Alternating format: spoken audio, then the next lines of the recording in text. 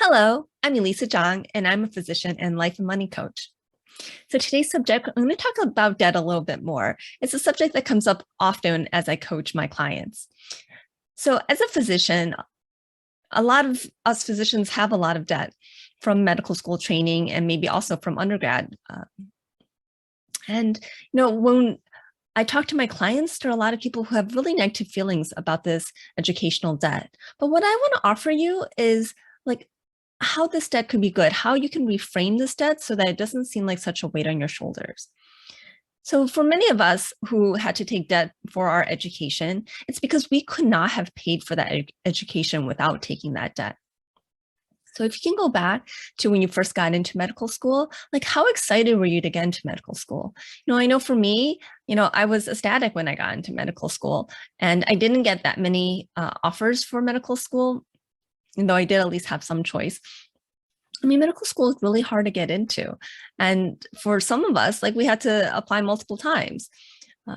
So think about if you got into medical school and then you found out what the tuition is, or, often we kind of know what the tuition is ahead of time, but, you look at the tuition and you look at the living expenses and you realize like, there's no way you can pay for that. Luckily, there is debt. There are institutions and a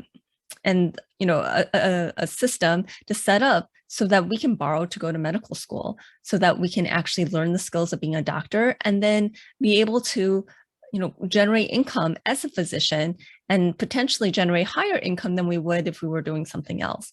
Now, granted, most people get into medical school are smart and resourceful people, and we could be working in other industries that doesn't require as much education and potentially be making even more. But, there are lots of doctors who are really happy being physicians and, would not have been able to actually go to medical school without the ability to take that debt on. So when you reframe debt that way, how does that make you feel about your education debt? It gave you the opportunity to be a physician. You can also look at this for your mortgage, right? So how many people could buy a house outright without having a mortgage? Now, there are some people who can, and depending on, what house you're living in or what stage of life you are, it is possible that maybe you can buy your house outright with cash. But, you could probably buy a nicer house or buy a house earlier with the ability to get a mortgage. And so in these ways, like debt can really be a positive thing.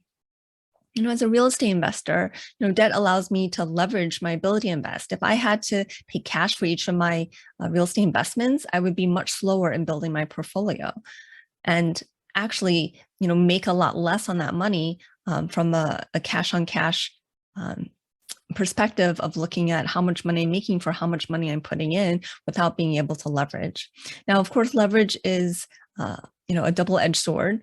And, and debt is a double-edged sword. You don't want to take on more debt than you can pay. So, if you can't make all the minimum payments on all your debt, then you can really, end up in a situation that's problematic. And debt has certainly ruined many people's lives.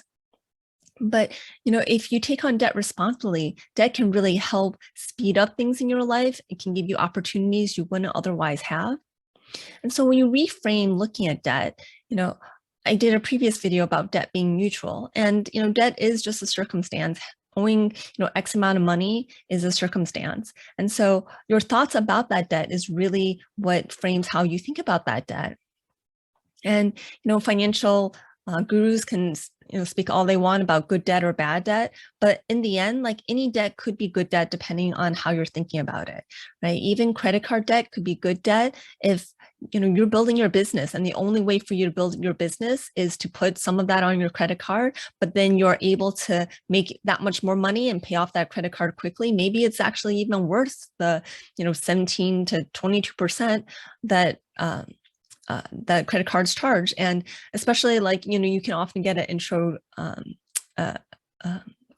introductory rate of 0% for like a year. So, that might actually allow you enough time to put that, whatever you need for your business on the credit card and actually make the money off of it so you can pay off that credit card before you even pay any interest if you get that 0% offer. So again, debt is a neutral circumstance, and how your thoughts about debt really make a difference. And so if you're having lots of thoughts about, your debt weighing you down, think why you uh, why you got that debt. And if you got that debt because it enabled you to, be a physician or be a lawyer or, whatever professional, or build your business, um, or buy your house, then those might all be really things that you treasure. And, you can actually think differently about that debt, that your ability to have that debt really, was beneficial.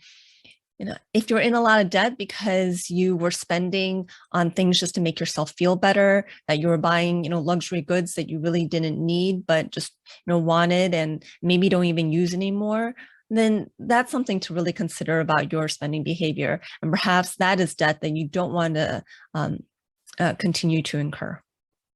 So I hope you found this video helpful. If you did, please subscribe to this YouTube channel so I can keep bringing you content just like this.